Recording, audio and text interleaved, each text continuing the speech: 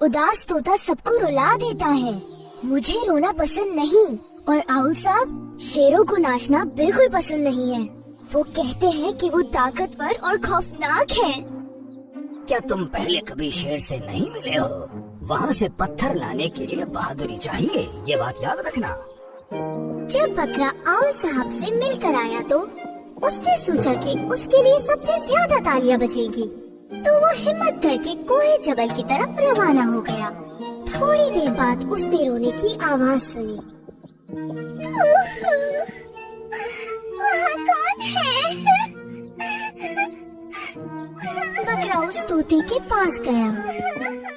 उदास तोते, क्या मेले के लिए तुम मुझे अपने थोड़े पर दे सकते हो?